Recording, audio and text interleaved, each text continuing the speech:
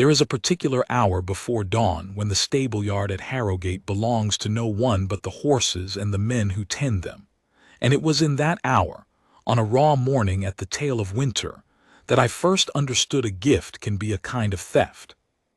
I was Sergeant Doran Ashcombe then, of the Greywater Line, 22 years in the King's Guard, and posted that season to the outer courts of the royal mews. It was not the post a younger man wanted. The younger ones wanted the palace gates, the plumes and the crowds and the tourists who came with their eyes wide to watch us stand like carved things. I had stood at those gates myself for the better part of 2 decades, and I will tell you what no recruiting sergeant will. A man can grow so practiced at not moving that he forgets he has a will at all. The mews cured me of that.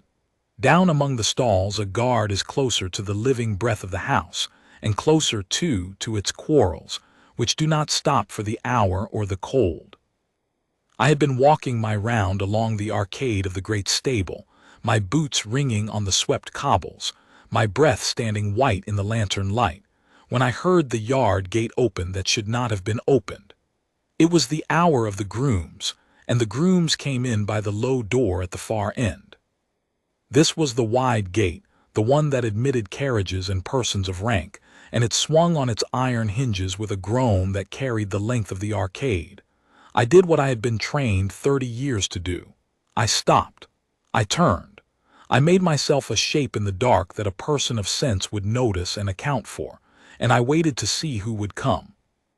She came with a lantern of her own, held high, and 2 footmen at her heels carrying a lead rope and a folded blanket of deep blue, and I knew her before the light found her face, because there is a way that certain people walk into a place that belongs to others. The Queen Consort Morwenna crossed that yard as though the cobbles had been laid down to receive her feet. She was wrapped in a traveling cloak of gray wool trimmed with silver fox, and beneath it the pale gleam of a morning gown, for she had risen early and dressed with care, which told me at once that whatever she had come to do, she had planned it for the hour when few would see. Behind her, hanging back at the gate as a man hangs back from a thing he half suspects is wrong, came her son. Lord Cassius was a tall young man got up that morning in a riding coat of bottle green and boots polished to a mirror, and he had the look of a person who has been promised a treat and is not sure he ought to enjoy it in front of others.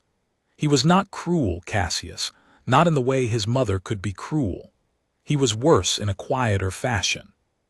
He was a man who took what was handed to him and asked no questions about whose hand had held it first, and a house is undone by such men far more surely than by the openly wicked, for the openly wicked can be named, and the takers cannot.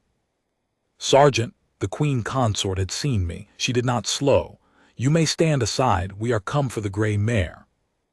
I did not stand aside. I did not, in fact, move at all, save to bring my heels together and incline my head the exact degree that her rank required and no degree further, which is a language guards speak, and courtiers understand though not a word of it is said aloud. Your Majesty is abroad early, I said. I am. See that it is remembered as diligence and not as suspicion. She swept past me toward the 3rd stall on the left, the wide box that stood a little apart from the others with its own high window, and the footmen followed with their rope and their blanket, and Cassius drifted after them all with his hands in his pockets, and I turned on my heel and walked, unhurried, to stand between them and the stall door. Inside that stall, hearing the voices and the tread of strangers at an hour that was not her hour, the mare had come awake. I heard her shift her weight, the great slow creak of a big animal rising to her feet, and then the low blowing breath she made through her nostrils when a thing displeased her, which was a sound I had come to know as well as I knew the changing of my own watch. Her name was Ceriad, and she had belonged, body and soul and every proud line of her, to the late Queen Isolde, who had been dead these 3 years and whom half the household still could not speak of without their voices going careful and low. That is the horse, the Queen Consort said to her son, gesturing with the lantern as though presenting a jewel on a cushion. There, you see her, A finer hunter has not stood in these stables in 20 years. She is yours, Cassius. A gift from your mother, that you may ride to the spring hunt on a horse worthy of you, and let the whole realm see whose son you are." Cassius came forward a step and looked at the mare over my shoulder, and I confess I watched his face more than I watched hers, because a man's face in the moment a thing is offered him tells you everything about what he will become. Ceriad had put her head over the half-door, and in the lantern light she was a great dappled gray going white about the muzzle with her age. 16 years old that spring, and every one of them lived hard and well. Her eye was dark and wet and fixed, and there was in it nothing of the placid ox that some horses become. She looked at Cassius the way a queen looks at a petitioner she has not summoned. She looked at me then and blew softly, and put her nose down toward the pocket of my tunic, where more mornings than not I carried a heel of bread for her. And the Queen Consort saw that, saw the mare turn from her own son to a sergeant of the guard, and I watched a small hard line come into the corner of her mouth. "Well," said Cassius, "she is handsome, handsomer than the black at least."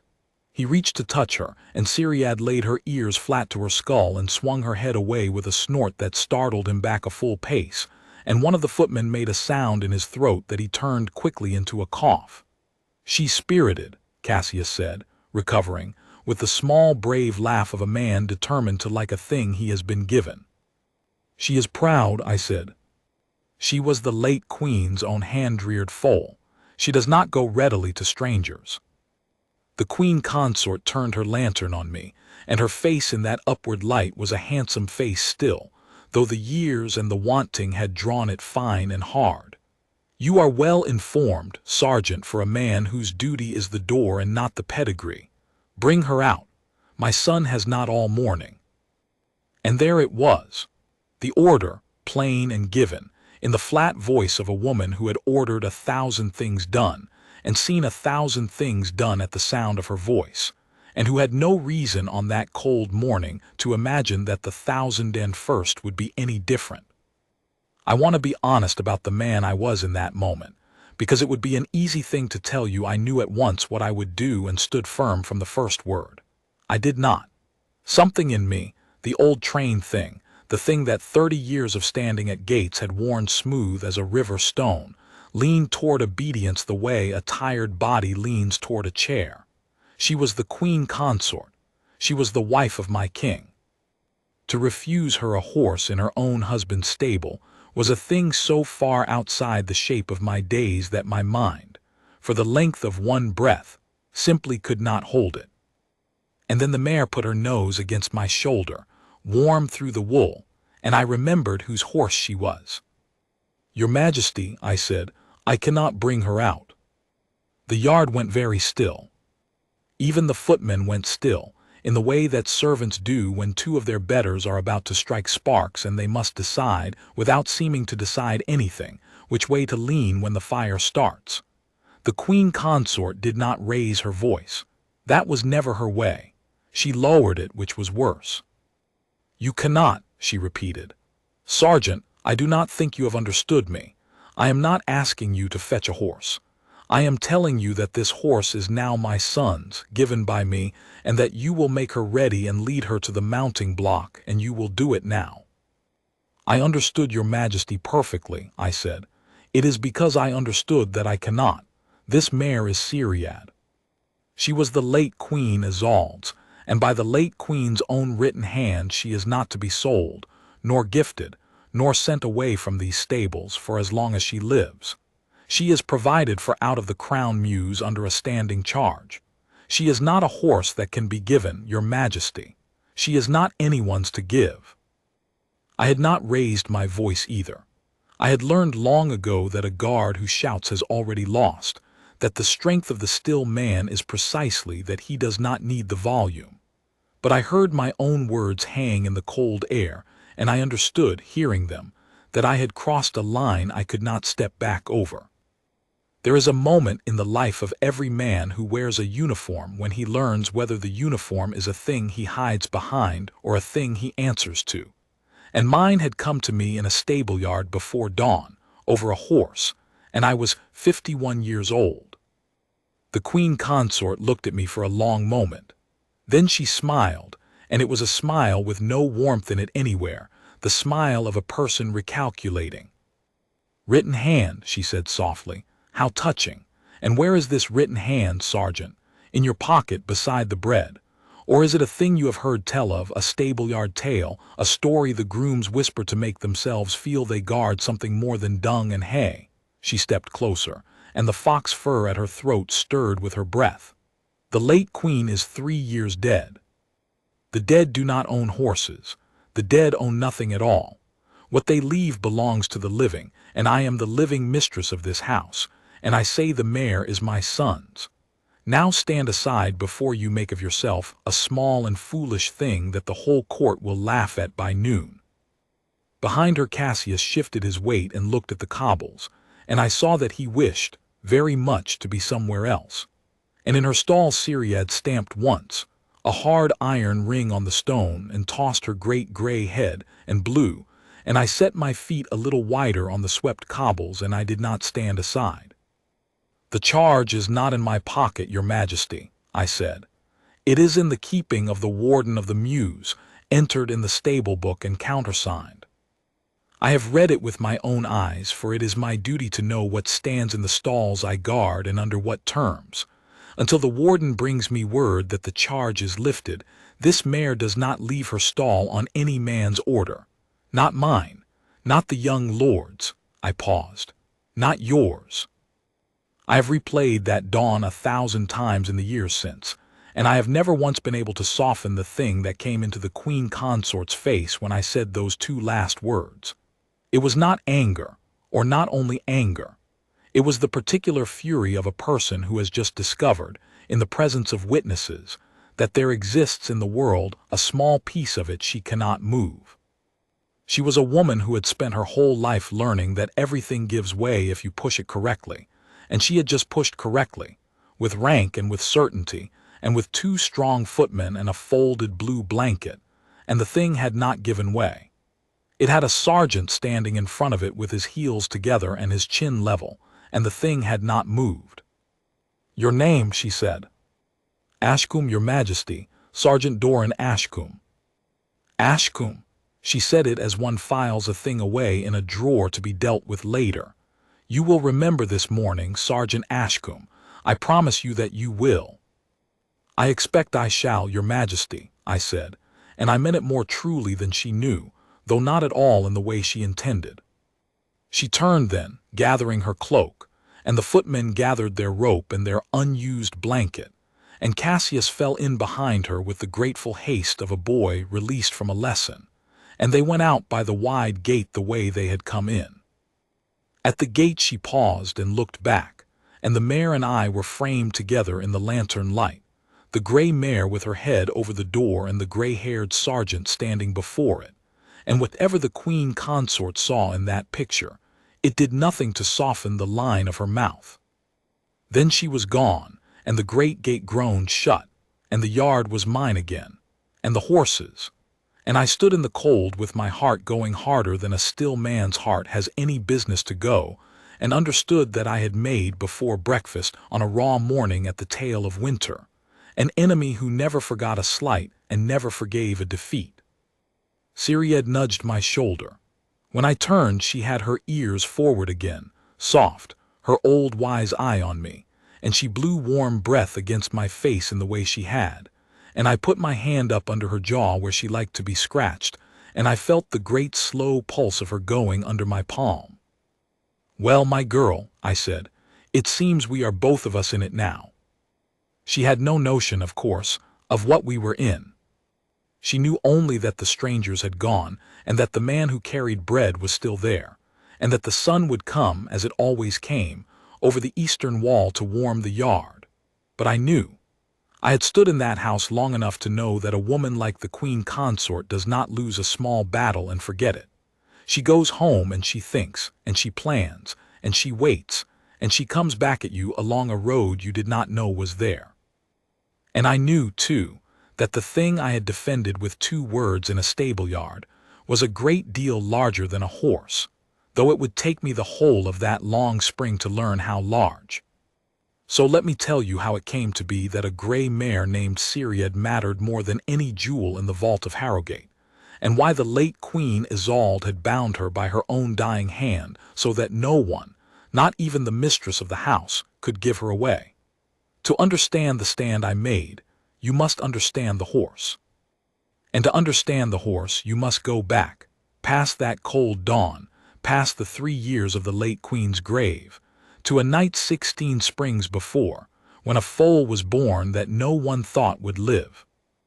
I was not at Harrogate that spring. I was a younger man then, posted to the summer palace in the hills, and I had the whole tale afterward from Bregan, the old head groom of the mews, who told it to me in the tack room over the smell of neatsfoot oil and leather, the way old men tell the stories that made the places they have spent their lives. But I have stood beside that mare for 6 years since, and I have watched her turn her head when a certain name is spoken, and I do not doubt a word of it. Queen Isolde was, before she was anything else, a horsewoman. The realm remembers her for her gentleness, and rightly, for she was the kind of queen who learned the names of the scullery children and never forgot a birth or a death among the meanest of the household. But those who knew her best knew that the seat of her gentleness, the place it came from, was the stable.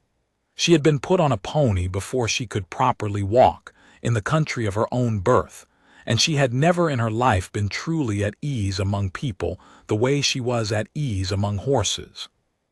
She said once, Bregan heard her say it, that a horse cannot flatter you and cannot lie to you, that it will tell you the plain truth of what you are the moment your hand touches its neck, and that she trusted the judgment of a good horse over the judgment of any courtier in the land. It was the kind of thing she said quietly, to a groom, in the dark of a stable at evening, and never in the bright rooms where such a saying would have been carried off and turned into a weapon. The mare who would be Ceriad's dam was a grey called Nimue, a fine-boned hunter that the Queen had raised herself and ridden through 8 seasons, and in the 9th spring Nimue was in foal and the foaling went wrong. It was a night of driving rain, Bregan said, the kind that comes at the turn of the year and drowns the whole valley in noise, and the foal was turned the wrong way in the womb and Nimue labored and could not deliver, and the valet was sent running to the palace to fetch the horse-master, and the horse-master came and shook his head. Save the mare, he said, if you can save either, and lose the foal, for it is turned and it is late and it will not come alive, and if you struggle for it you may lose them both. They sent to tell the Queen, because she had left orders always to be told, at any hour, if anything ailed her horses.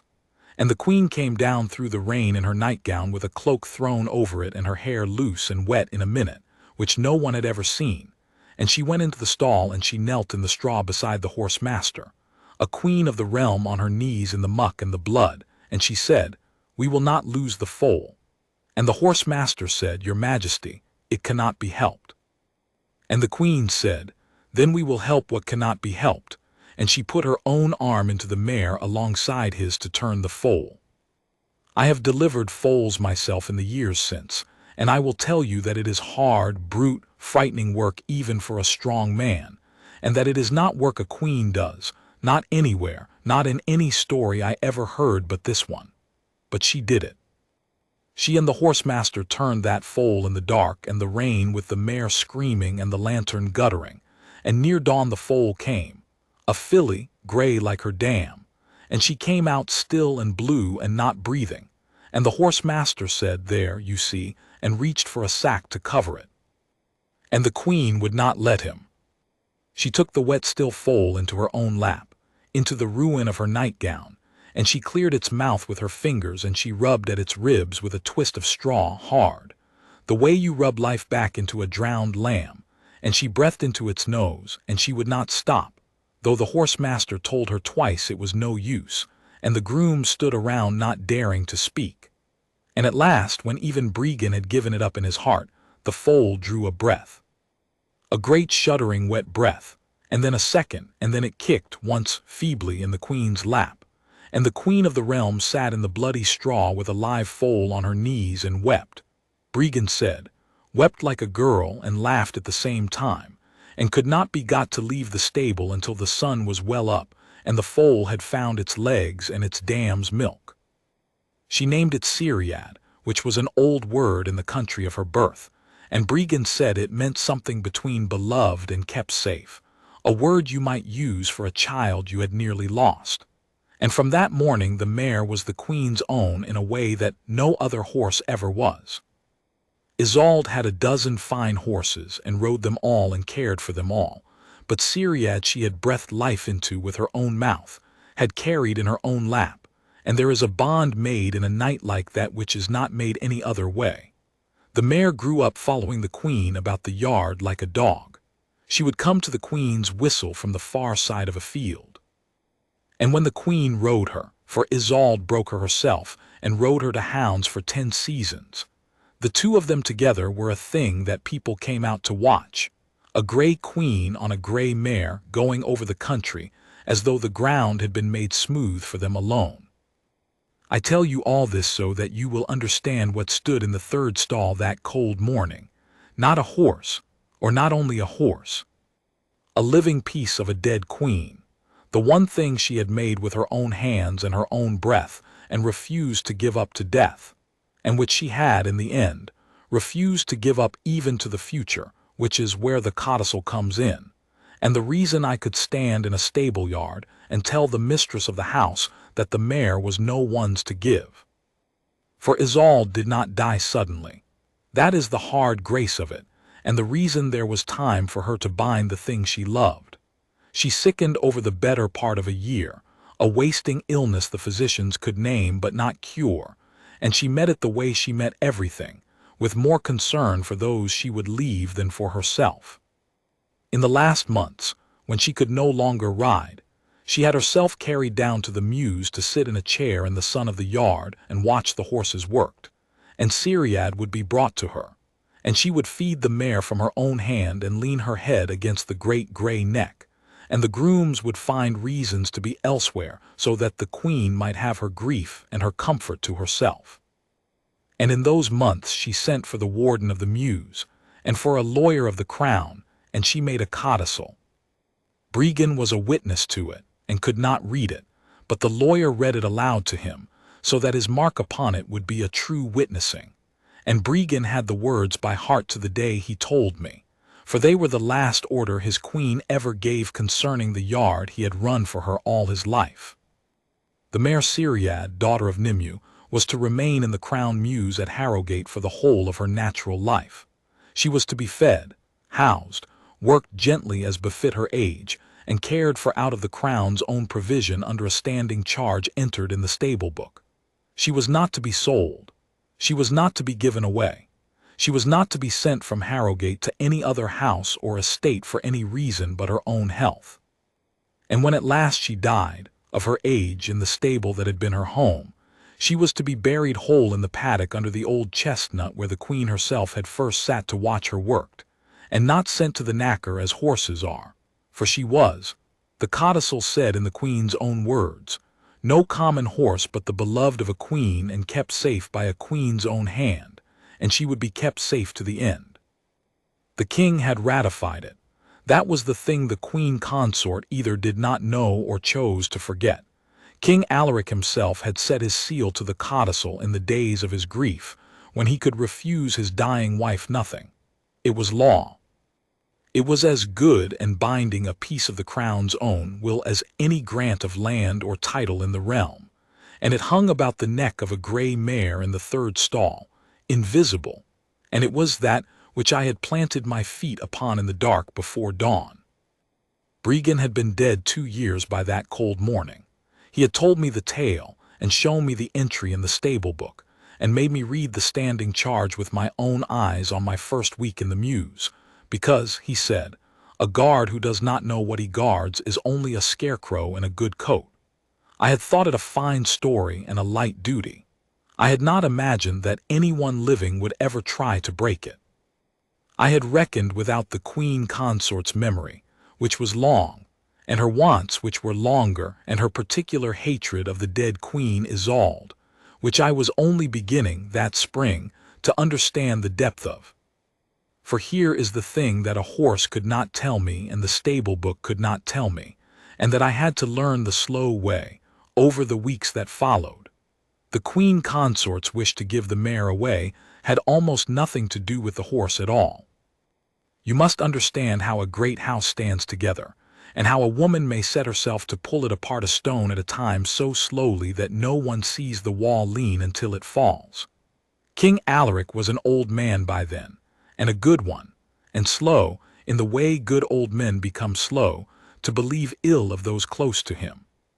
He had married Morwenna some 4 years after Isolde's death, when the loneliness of the throne had grown too heavy to carry, and he had married her for kindness, or what he took for kindness, for she had been all softness and attention in the courting of him. What he had got, though he was the last in the house to see it, was a woman who meant to remake Harrowgate in her own image and her own children's favor, and who found standing in her way at every turn the memory of the wife who had gone before. For Isolde was not gone. That was the Queen Consort's trouble and the root of everything. 3 years dead, and the late queen was more present in that house than the living one. Her portrait hung in the long gallery where the whole court passed it daily. The people in the streets, when they cheered a royal carriage, cheered loudest for the Crown Prince Rowan, who was Isolde's son and had her steady eyes, and for his wife the Princess Alara, who had something of Isolde's gift for being loved. The old servants spoke of the late queen's time as of a golden age, and did it, half the time, within the Queen Consort's hearing, not meaning cruelty but doing cruelty all the same. And in the mews there stood a grey mare that the whole realm knew had been breathed to life in the queen's own lap, and that could not be moved or sold or given, a monument to a dead woman that ate crown hay in a crown stall by a dead woman's law. You will see, then, what the mare was to Morwenna, and what the giving of her would have been. It was never about mounting Cassius well for the spring hunt. Her son could have had the pick of a dozen fine horses, and did not much care for riding besides. It was about the codicil. If the mare could be given away, if that one small stubborn provision of the dead queen's will could be broken, quietly before dawn, by nothing more than the Queen Consort's word and a compliant sergeant, then the principle was broken with it. Then the dead queen's hand no longer reached into the living house. Then everything Isolde had bound could be unbound. Her estate, her jewels, her charities, the whole weight of her memory that pressed on Morwenna day and night, and it could begin with a horse, because a horse is a small thing and no one, the Queen Consort had reckoned, would go to the wall over a horse. She had reckoned, as I said, without a sergeant who had been made to read the stable book. Word of the dawn business ran through the mews before the sun was properly up, the way word runs through any place where men work close together and have little enough to talk of. By the time I came off my watch the grooms were looking at me sidelong, some with a kind of alarm, as at a man who has done something rash and will surely pay, and one or two, the older ones who remembered Isolde, with a still and careful respect that I found harder to bear than the alarm. Young Perrin, the undergroom who had the care of Ceriad's stall, came to me at the trough where I was breaking the ice for the horses and stood a while working up his nerve. "Is it true, Sergeant," he said at last, "that you told the Queen Consort no?" "I told her the mare could not be given," I said. "There is a difference, though I doubt she felt it. They're saying you'll be turned out of the mews for it. Off the guard, even. They may be right." I straightened up from the trough and looked at the boy, who was perhaps 18 and had the mare's welfare more truly at heart than his own advancement, which is a rare thing at 18. "But you tell me this, Perrin, whose horse is she?" He did not have to think. "The late queen's, God rest her." "And is she the late queen's to give away, 3 years in her grave?" "No, Sergeant." "Then there is your answer and mine, and it does not change because a great lady wishes it to change. Now go and see she has had her mash. She'll be off her feed today. Strangers in the yard at that hour will have upset her, and she is old, and the old do not like their mornings disturbed." The boy went, and I stood a moment longer breaking ice, and I will not pretend my hands were entirely steady, For a man may know he has done right and still feel the ground move under him when he considers the size of what he has set himself against. I did not have long to consider it. Before the middle of the morning, a page in the Queen Consort's livery came down to the mews with a summons, and the summons was not for me. It was for Master Haldane, the warden of the mews, who was to attend upon the Queen Consort in her own apartments at once. And I understood, watching the page go back up the hill with Haldane hurrying after in his good coat, that the Queen Consort had gone home from the stable-yard and thought, exactly as I had feared she would, and had found the road around me that I had known must exist. She had not been able to move the mare through the sergeant at the door, so she would move the man who kept the book. Haldane was not a bad man. I want to be fair to him, because it would be easy, telling this, to make him a villain, and he was not one. He was a careful man, a lifelong servant of the mews who had risen slowly and prized his rank and his rooms and his place at the second table, and who wanted, above all things that a man in the middle of a great house wants, not to be crushed between the stones above him and below him. He had a wife and 3 daughters and a pension in view. When the mistress of the house summoned him and made her wishes plain, every instinct of his long, careful life bent him toward finding a way to give her what she wanted while keeping his own hands clean. He was, in short, precisely the kind of man on whom the Queen Consort had built her whole design, and she knew it, and she worked him with the sure touch of long practice. I did not hear what passed between them, but I heard the shape of it soon enough, because Haldane came back down to the mews after noon with his face gray and would not meet my eye, and shut himself in his office, and sent for me an hour later when he had, I suppose, screwed himself to it. Sergeant Ashcombe. He sat behind his table with the great stable book closed in front of him, and his hands flat upon it as though to keep it from opening of its own accord. There has been a complaint made of you, a serious complaint, that you obstructed Her Majesty the Queen Consort in the lawful business of the household this morning, and spoke to her with insolence, and refused a direct order. I refused an unlawful order, Master Haldane, I said, and I spoke to Her Majesty with more courtesy than the order deserved. You have the book there under your hands. The charge upon the mare Ceriad is entered in it, ratified by the king's own seal. She is not to be given away. I did no more than uphold what is written. Haldane's hands moved on the cover of the book, a small restless motion, and did not open it. The charge, he said carefully, is a matter of interpretation. I felt something go cold and still in me. It is not, Master Haldane. I have read it, so have you. There is no interpreting it.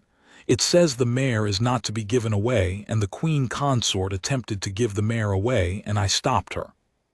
Where is the interpretation in that? The charge, said Haldane, in the voice of a man reciting something he has been given to recite, was made by the late Queen in her illness, and the late Queen is gone, and the household is under new governance. It may be that circumstances have changed such that the strict letter no longer serves the Crown's interest.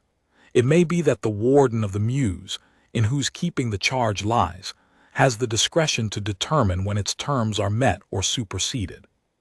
It may be, and here he faltered and looked at his hands, it may be that the Warden will shortly enter a note in the book to the effect that the mare, being aged and no longer fit for hard work, is to be retired to the care of Lord Cassius, at his estate, where she may live out her days in ease, which would be no gift, you understand, only a provision for her comfort, fully within the spirit of the charge, which was that she be kept safe and cared for. So there it was, laid out on the table between us, the whole clever machinery of it. Not a gift, oh no, a retirement, a provision for her comfort.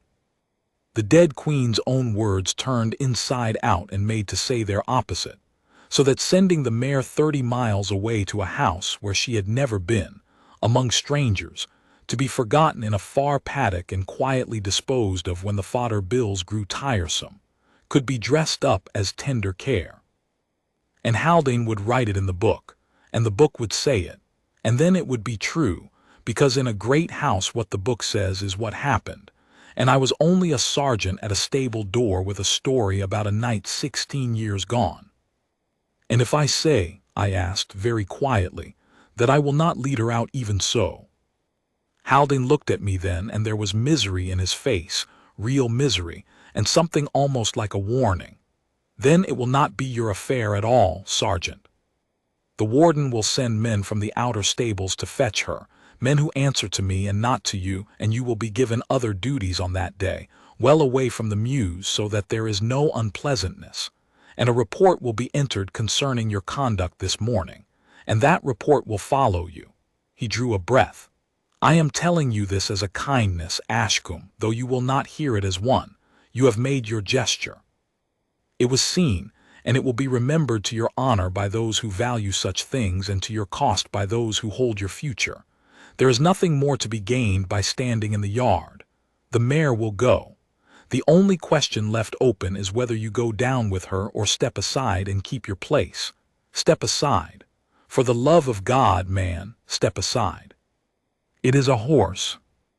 I stood in his little office with the smell of oil and leather and the great closed book on the table, and I thought about the last thing he had said. It is a horse.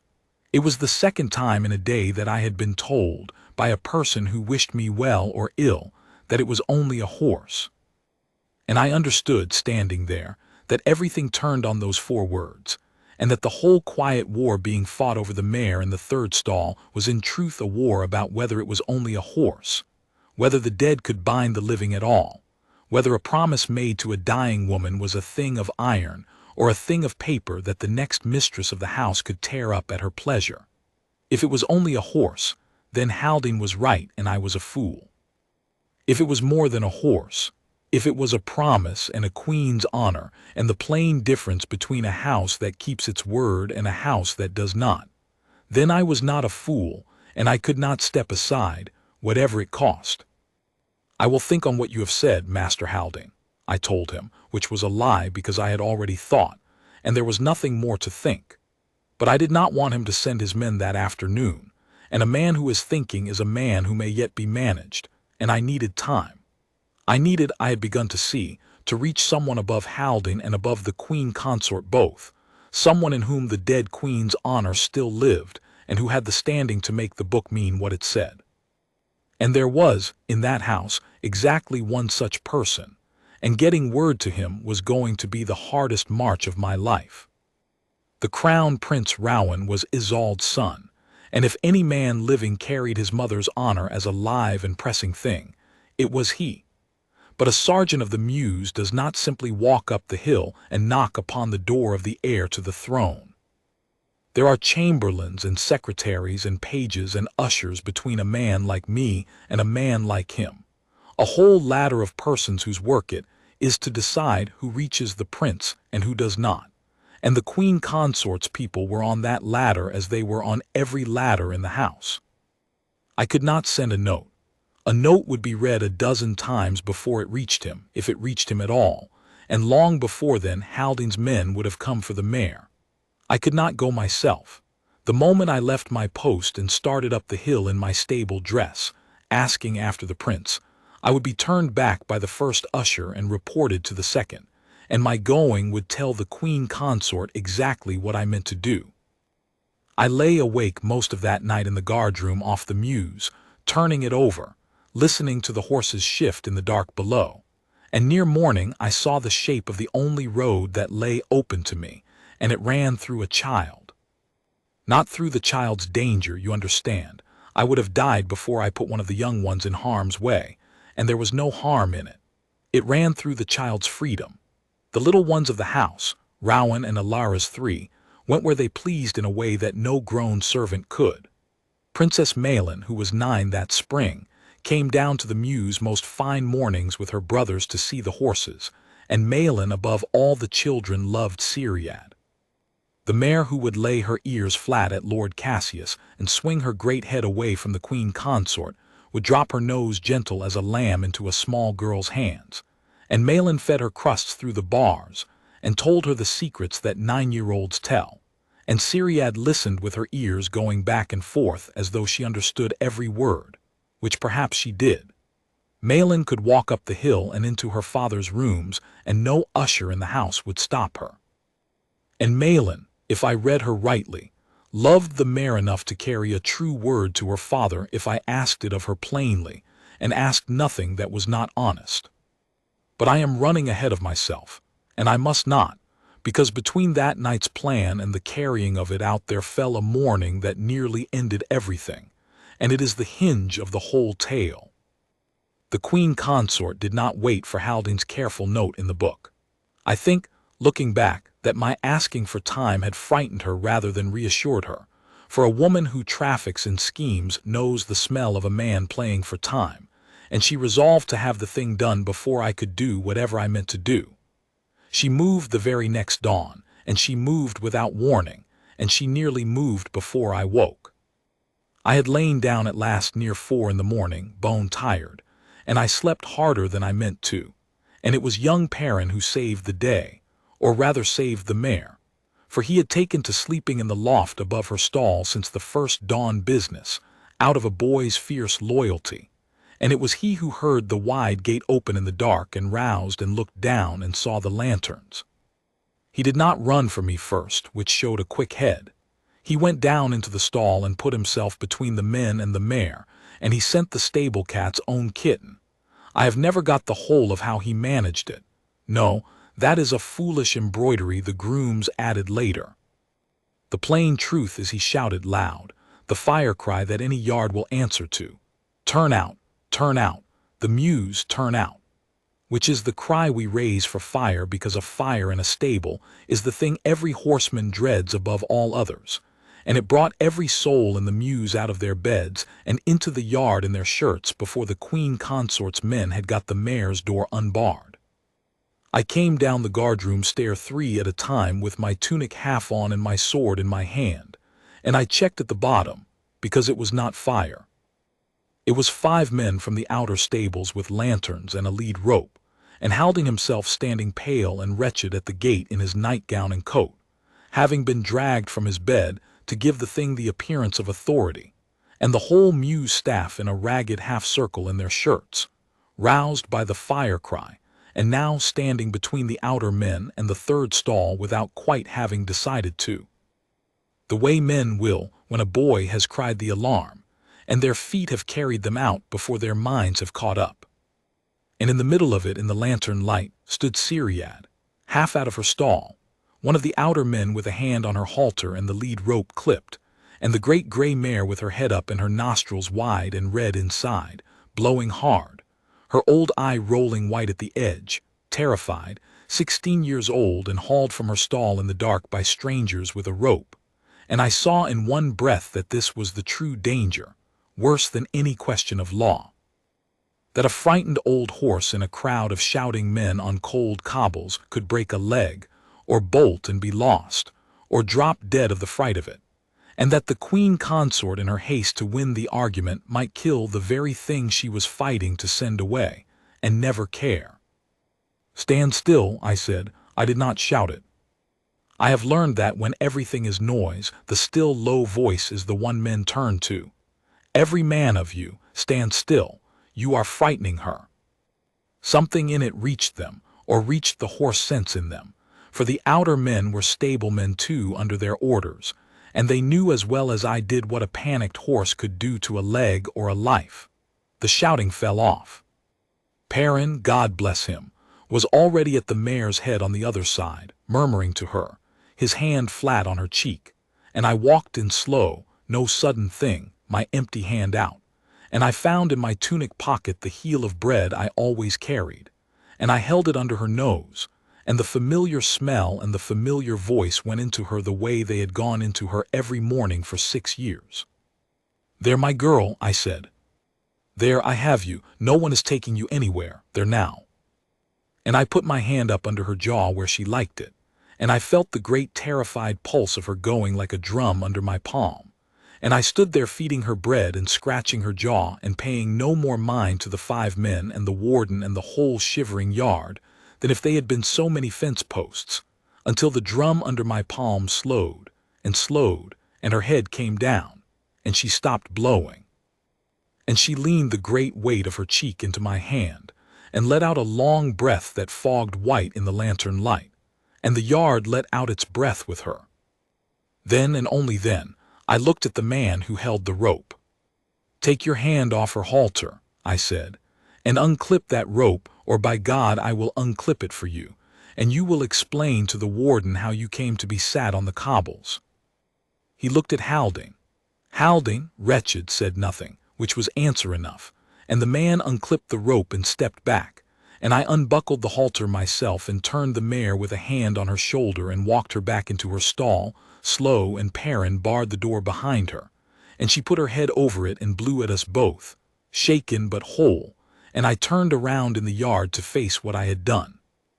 "Master Haldane," I said, "you have brought 5 men and a rope into the mews before dawn to take an old mare from her stall by force, against the standing charge in your own book, and you have very nearly killed her doing it. Look at her. She is 16. Her heart is not young. Another minute of that and she'd have been down on these stones with a leg broken or dead of the fright, and you would have stood over the body and called it care." I let that sit. The yard was dead silent now, every man of the mews watching, and the 5 outer men shifted and would not meet my eye, for a stableman knows in his bones when a horse has been ill-used, and they knew it. "Now I have asked you for time, and you have answered me with rope in the dark, so I withdraw my asking. I am done being managed. Send your report where you like. Enter what note you please in your book, but hear this, and let every man here be witness that I said it plainly and in the open. While I have breath, no man takes that mare from this yard against the late Queen's charge, and if you would move her you will first move me, and I do not think, Master Haldane, that you have men enough in the outer stables for that." I did not say it as a boast. I said it as a fact, the way you tell a man a bridge is out ahead. And the strange thing, the thing I did not expect, was what happened in the yard when I had said it. For the mews staff, who had come out in their shirts not knowing what side they were on, drawn only by the fire cry, made up their minds in that moment altogether without a word passing between them. Old Tam the farrier, who had shod the mare 30 times and had known Isolde, stepped out of the half-circle and came and stood at my shoulder, and folded his arms, and looked at the outer men. And then young Perrin came and stood at my other shoulder. And then, one by one, in ones and twos, the grooms and the stable lads and the haymen crossed the cobbles in the grey light, and ranged themselves at the door of the 3rd stall, until there was a wall of the men of the mews standing between the Queen Consort's rope and the late Queen's mare, and not one of them had been ordered to do it, and not one of them said a word. Haldane looked at that wall of men for a long moment. He was not a fool, whatever else he was, and he could count. 5 outer men against the whole mews, in a cause the whole mews plainly held to be a shame. It could not be done, not without a brawl that would wake the hill and bring the thing into the daylight the Queen Consort so wished to keep it out of. He gathered his coat about him. "This is mutiny," he said, but he said it weakly to save his own face, and no one believed it, least of all him. "No, Master Haldane," said old Tam in his slow farrier's voice, "this is the mews. And the mews knows whose horse she is." Haldane turned and went out through the wide gate, and the 5 outer men went after him with their lanterns and their unused rope, and the gate groaned shut, and the men of the mews stood a moment longer at the stall door and then broke apart, quiet, and went to see to the horses, because whatever else happens the horses must be seen to, and the day's work does not wait on the quarrels of the great. But I knew, watching that gate close, that I had bought hours only, not the matter itself. The Queen Consort had tried force, and force had failed her before witnesses, which would enrage her past all reason and make her the more determined. She would go now to her husband, or to the law, or to some third road I could not yet see, and she would find a way to have the mare moved that did not depend on 5 frightened stablemen and a rope, and next time she would not do it in the mews where the mews could stop her.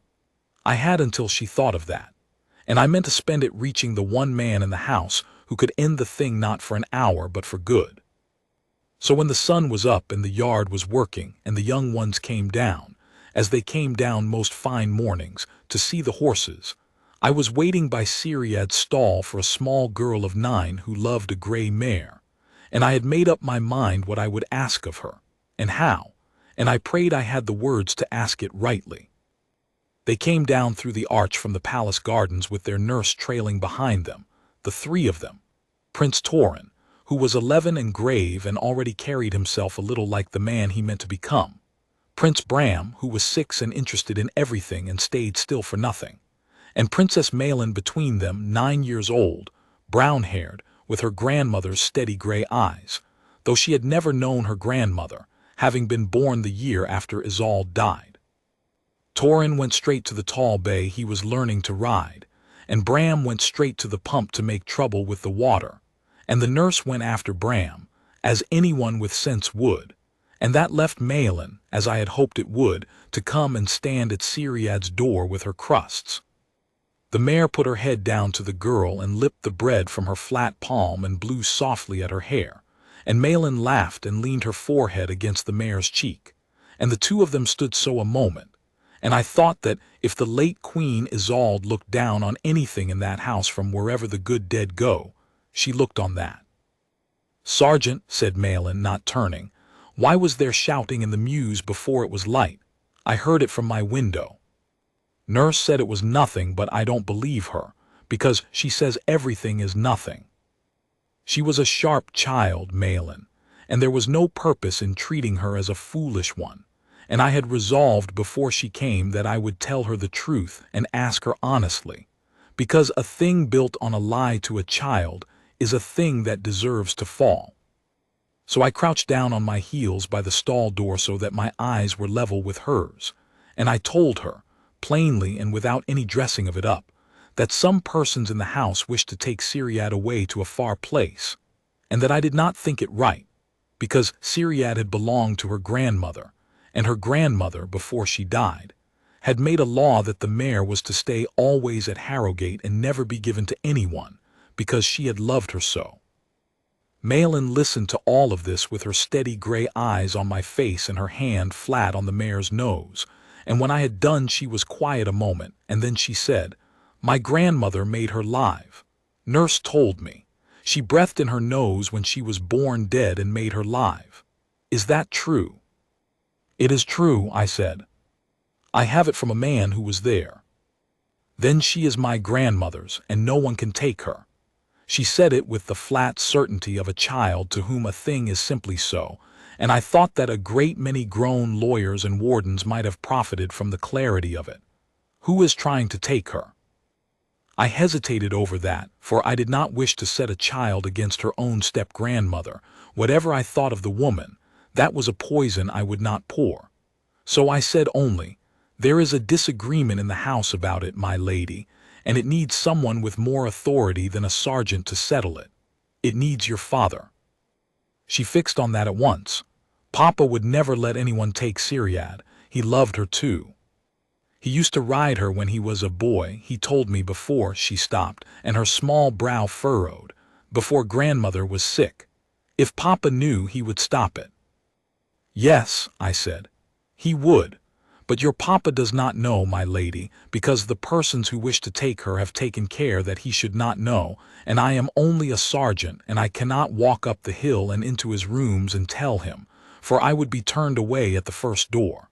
But you could. You could go to your papa and tell him from your own mouth that some persons mean to take your grandmother's mare away against your grandmother's law, and ask him, only ask him, to come down to the mews himself and see, before it is done. That is all. I would not have you carry a message you do not believe, or say a word that is not true. But if you believe it, and if you love her, you could ask him that." Malin looked at me, and then she looked at the mare, who had her ears forward and her old dark eyes soft upon the child, and Malin made up her mind the way children do, all at once and completely. "I'll go now," she said. "I'll go this minute." And she kissed the mare's gray nose, and turned, and marched across the yard toward the arch with her chin up and her small fists swinging, a 9-year-old girl going to move the future of a kingdom. and she gathered up little Bram by the collar as she passed the pump without breaking stride, and called to Doran that they were going up, and the three of them went out through the arch with the nurse hurrying behind, and I stood up from my heels with my knees cracking and my heart in my mouth, having done the only thing I could do, which was to put the truth into the one pair of hands in that house that could carry it past every closed door in the place. Then I went back to my post, and I waited, and it was the longest waiting of my life. I will not draw out the hours. The Queen Consort was not idle in them, and neither, it turned out, was the Crown Prince, but I knew nothing of either while it was happening. I knew only the empty yard and the shifting horses and the slow crawl of the sun up the eastern wall, and my own mind running round and round the same track like a horse on a lunge line. I had gambled everything on a child's love and a father's honor, and children forget, and fathers are busy, and the Queen Consort had a whole day to work in, and I had only put a single small stone in her way. By the middle of the afternoon, when nothing had come of it, I had convinced myself the stone had washed away, that Malin had been intercepted, or her father had patted her head and sent her back to her lessons, or that even now the Queen Consort was arranging some new and quieter road to the mare that no fire cry would answer. And then, near 4 in the afternoon, it seemed for a golden hour that I had won, and it was that false dawn, that too easy triumph, that nearly undid me, for I have learned since that the most dangerous moment in any fight is not when you think you are losing, but when you think you have won. A page came down from the palace, a different page, in the Crown Prince's own livery, and he sought me out at Ceriad's stall and delivered his message as pages do, word perfect, and without understanding a jot of it. His Royal Highness the Crown Prince Rowan had heard of the disorder in the mews. His Royal Highness directed that the mare Ceriad was on no account to be moved from her stall pending His Royal Highness's own inquiry into the matter, which he would undertake at his earliest leisure. His Royal Highness thanked the sergeant for his diligence. I could have wept, I think. It had worked.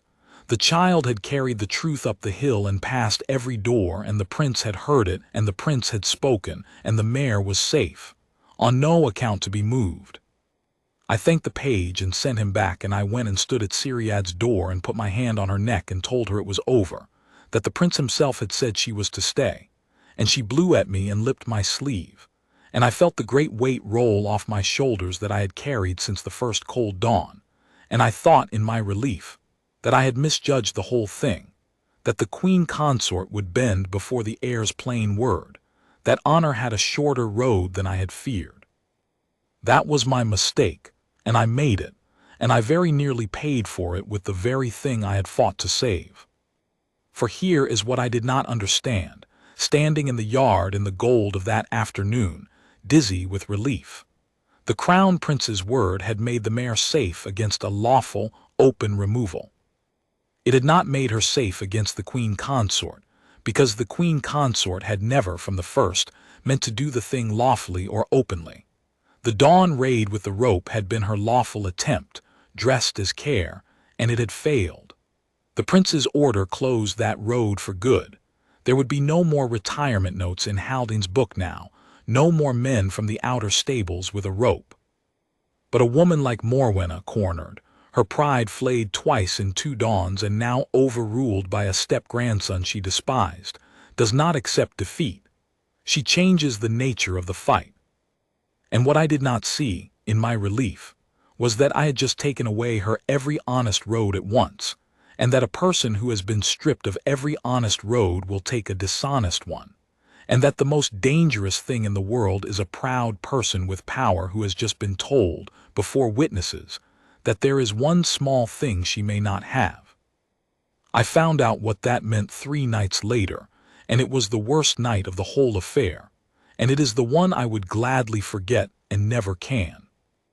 Those 3 days were quiet, and I should have known the quiet for what it was. The Queen Consort made no move. Haldane crept about the mews saying little, his careful face closed. No pages came.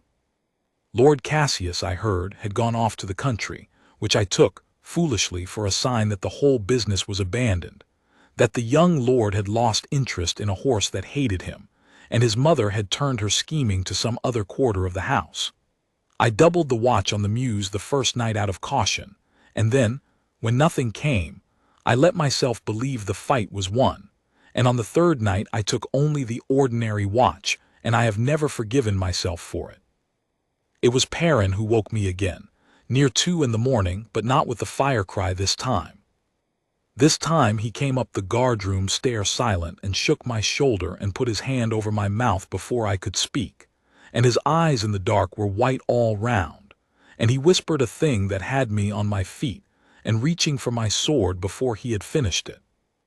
There was a man in Ceriad's stall, not a groom, a stranger come over the paddock wall at the back, where the old chestnut stood, into the mare's own yard, and Perrin sleeping in the loft had woken to a sound below and looked down through the gap in the boards and seen a shape by the mare in the dark, and seen, when the shape moved, the dull gleam of something in its hand that was not a lead rope, a leather roll, a horse doctor's roll, the kind that holds the long needle and the draught. And the man was talking low and steady to the mare, gentling her, the way you gentle a horse before you do a thing to it you do not want it to fight. I understood in one cold rush what I was looking at, and it turned my stomach as no threat to myself ever had. The Queen Consort had been shown that she could not have the mare taken. Very well then, if she could not have the mare, she would have the mare gone. Not given, not moved, dead. An old horse, 16 years, a weak heart, who would question it if the beloved gray were found cold in her stall of a morning, having died, as old horses die, quietly in the night. There would be no codicil to break then, no charge to argue, no monument in the third stall. Only a grave under the chestnut, exactly as the dead queen had ordered, and the whole troublesome business buried with the horse. It was a wickedness so cold and so complete that even now I can scarcely credit that a person wore it under a crown, but I had learned by then not to measure the Queen Consort by the limits of my own heart. I will tell you plainly, because I have promised myself to tell this true. The mare did not die, and the man did not do what he came to do, and no living thing was harmed that night save the man's own dignity and, in the end, the Queen Consort's whole design.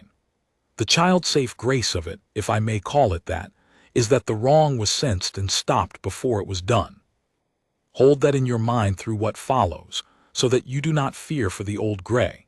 She is safe at the end of this and lived years more, and I will bring you to those years. But that night, for the space of a few terrible minutes, it hung by a thread, and the thread was a sleeping boy in a loft and a sergeant who came down a stair in his stocking feet with murder rising in him, and had to put it down again, because a guard who loses his discipline in the one moment it matters is no guard at all. I went down the outside stair, not the inside, so as to come round to the paddock side and not spook the man into doing quickly what he had come to do slowly. Perrin I sent, silent, to rouse the mews and to send the fastest lad running up the hill for the Crown Prince's people, and to tell them only this: "Come now, come to the mews, bring the prince, the mare is in danger of her life." Then I came round the corner of the stable block into the little back yard under the chestnut, and I saw the paddock gate standing open where the man had come through, and I saw the low light of a shuttered lantern in the stall, and I heard the man's low even voice gentling the mare, and I heard under it the mare's uneasy blowing, for she knew, of course she knew. A horse always knows that the hand upon her neck in the dark was not a hand that loved her. I came to the stall door and I opened it slow, and the man spun round with the lantern and the leather roll in his hands, and I saw his face, and I did not know it, which told me the Queen Consort had been careful and hired her wickedness from outside the house. He was a lean man with a horse doctor's steady hands, and he took me in at a glance, a big gray-haired sergeant in his stocking feet with a drawn sword, and he did the sum quickly, as such men do, and he set the leather roll down slow on the manger and showed me his open hands. "Easy, friend," he said, "easy now, I'm about the warden's business. The old mare's to be put down, humane, on the warden's order. There's papers for it up at the house." "No call for that blade." "There are no papers," I said. and you are no more about the warden's business than I am, and if you touch that roll again I will lay your arm open to the bone. Step back from her. Back against the wall. Hands where I can see them." He went back slow, his eyes measuring me still, and I stepped in between him and the mare, and I could feel her behind me, her breath hot on my neck, her whole great frame trembling, and I put my free hand back and laid it flat on her chest without turning. And under my palm her heart was going hard and fast and skipping in a way I did not like at all, and I understood that the fright alone might do what the needle had not yet done. That an old heart pushed too hard can simply stop, and that I had to get her calm, and I had to do it while holding a dangerous man at sword's length in the dark, and that if I so much as raised my voice I might kill her myself. So I did the hardest thing I have ever done in a stable. I stood between a hired killer and a terrified old horse, my sword up and level and my eyes on the man, and in a voice pitched low and easy and warm, the voice I used every dawn over the bread, I talked to the mare. "There, my girl, there now, I have you. No one touches you tonight. There, Ceriad, there, my beauty, easy now, easy." And I felt behind me the great trembling frame ease, by a degree, and then another, and her heart under my palm steadying off its terrible skip into a hard, fast rhythm, and then a slower one, even as I held the man's eyes and my sword point never wavered from his throat. And the man watched me do it, watched me hold him and gentle her both at once, and something changed in his lean, careful face. A hired man knows another man's measure, and he understood that he would not get past me to the mare that night, not with a needle nor with anything else, and that his employer's coin was not worth what it would cost him to try. "She's not worth dying for, old man," he said, but it was the thing a man says when he has already decided to run. "No," I agreed. "But you are not worth living for, and I would trade you for her without a second thought, so I would think very hard in your place about that open gate behind you." And he thought about it, and the mews was coming awake now around us, lanterns and shouting and running feet, and the hired man made his sum a final time and came out clean on the side of the open gate, and he snatched, not the roll, he left the roll his own coat, and went over the back paddock wall the way he had come, quick and quiet as a rat, and was gone into the dark of the gardens before the first groom reached the yard. I let him go.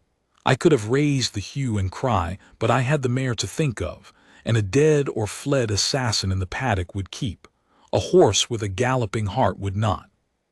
So I sheathed my sword, and I turned at last, and I put both my arms about the mare's neck the way I had never done in 6 years, and I held her, and she leaned the whole trembling weight of her great gray head down over my shoulder and shook, and I stood there in the straw and held a dead queen's horse in the dark, and felt her heart come slowly, slowly down out of danger. And I do not mind telling you that my own face was wet by the time young Perrin got a lantern into the stall, and I could see her clear and know that she was whole. And she was whole. That is the thing to hold to. Whatever else that night cost, it did not cost her life. The leather roll lay untouched on the manger, its wickedness undone, and the mare lived, shaken but sound, to see the dawn. The dawn, when it came, brought the crown prince. He came down to the mews before the sun was over the wall, on foot, in a plain riding coat, with 2 of his own guard behind him and no ceremony at all, and he came straight to the 3rd stall where I stood, having not left it all the night. He looked first at the mare, running his eye over her the way a man raised among horses does, and then at the untouched leather roll still lying on the manger, and then at me, and his face, Isolde's steady gray eyes in it, was very still and very white. "Sergeant Ashcombe," he said, "my daughter came to me 3 days ago and told me a strange thing about a horse. I confess I half thought it a child's fancy, and I sent word she was not to be moved, and I meant to look into it at my leisure. I did not think it urgent." He looked again at the leather roll.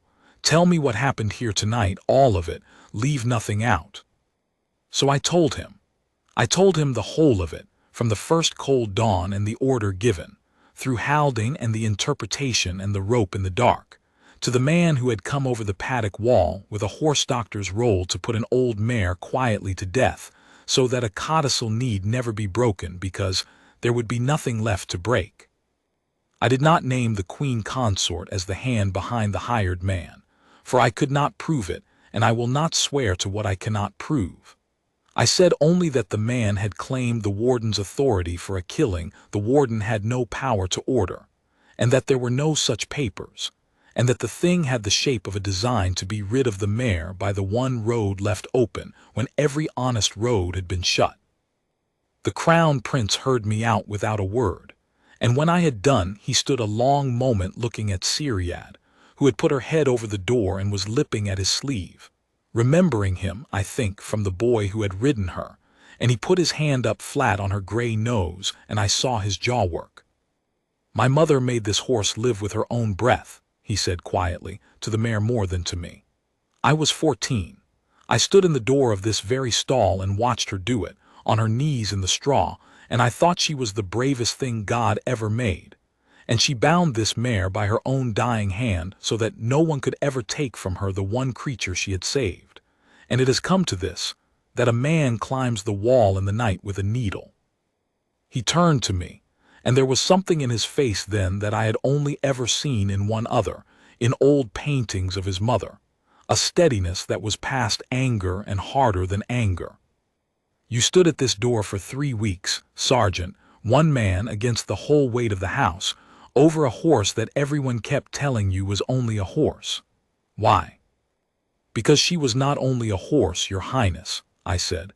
"She was a promise, and a house that will break a promise to a dead queen because the dead cannot enforce it is a house that will break any promise it finds inconvenient. I did not guard the mare. I guarded the promise. The mare was only where the promise happened to be standing." He looked at me a long time. Then he did a thing that I have carried with me every day since, and will carry to my grave. The Crown Prince of the realm, the heir to the throne, took off his own glove and put out his bare hand to a sergeant of the mews and shook my hand once hard, the way one soldier grips another, and he said, "My grandmother's honor and my mother's, you have held them both at this door while your betters looked away. I will not forget it, and neither will the realm. The rest I can tell quickly, for the hard part was over and what followed was only the setting right, which is the part of a story people forget, but is the part that matters most, because a wrong stopped is not the same as a wrong made right. The Crown Prince went up the hill that same morning and did not go to the Queen Consort's people or to Halding. He went to his father the king, and he laid the whole of it before the old man plainly, the codicil and the king's own seal upon it, the dawn raid and the rope, and the man over the wall with the leather roll, and he asked his father to look, only to look, at what had been done in his house in his name while he grieved and grew slow. And King Alaric, who was old and slow to believe ill but was not a fool, and had loved Isolde with his whole heart, looked. He sent for Halding, who broke and told the truth of the interpretation and the retirement note and who had leaned on him to write it. And in the telling the whole design came apart in the daylight, for a scheme built in the dark cannot bear the sun, and every thread of it led back, though no one need say the name aloud, to one pair of hands. I do not know what passed between the king and his second wife behind their own doors, and it is not mine to guess. I know only what the house saw after. The Queen Consort was not seen at the spring hunt, nor at much else that season. Her wings were clipped quietly in the way that great houses do such things, her governance of the household given over to others, her son Cassius sent to his own estate and kept there. The king ordered the codicil read aloud before the assembled court, his late wife's own words about the mare who was no common horse, but the beloved of a queen and kept safe by a queen's own hand, and he set his seal to it a second time, in his own aged trembling hand, so that no interpretation could ever touch it again while the house of Harrogate stood. And Master Halding was pensioned off, more gently than he deserved and less gently than he feared, and a new warden was set over the mews who understood from his first day exactly what the third stall held. And Ceriad lived. That is the end I promised you, and I keep it. She lived 4 years more in her own stall at Harrogate, worked gently as the codicil required, fed from the hands of a small princess who grew, in those 4 years, from a child of 9 into a grave, clear-eyed girl of 13 with her grandmother's steady look, and who rode the old grey mare at a walk about the paddock in the last summer, the two of them going slow under the chestnut in the gold evening light, while I stood at the gate and watched.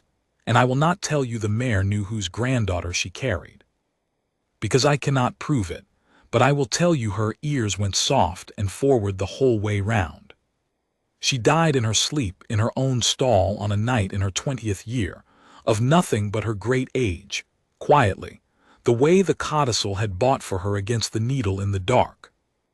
And they buried her whole in the paddock under the old chestnut where the late queen had first sat to watch her worked, exactly as Isolde had written, and the crown prince, King Rowan by then, for the old king had gone before her, stood at the graveside with his daughter, and there is a grey stone under that chestnut to this day with a single line cut in it, the word from the old country that the queen chose for a foal she would not let die, beloved, and kept safe. I stood at that graveside too, an old sergeant, retired by then, come back for the day at the king's own invitation. And when it was done and the others had gone up to the house, I stayed a while by the stone, and I thought about the first cold dawn, and the order given, and the small voice in me that had leaned toward obedience the way a tired body leans toward a chair, and how near I had come to standing aside because it was only a horse. I have been asked in the years since whether I would do it again, risk my place, my pension, my whole quiet future, over a promise made to a woman 3 years dead about a horse that was not mine, and I have never once had to think about the answer.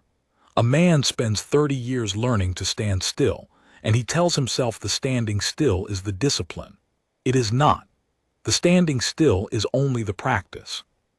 The discipline is knowing the one thing you will not stand still for, and being ready, when it walks into your yard before dawn, to move.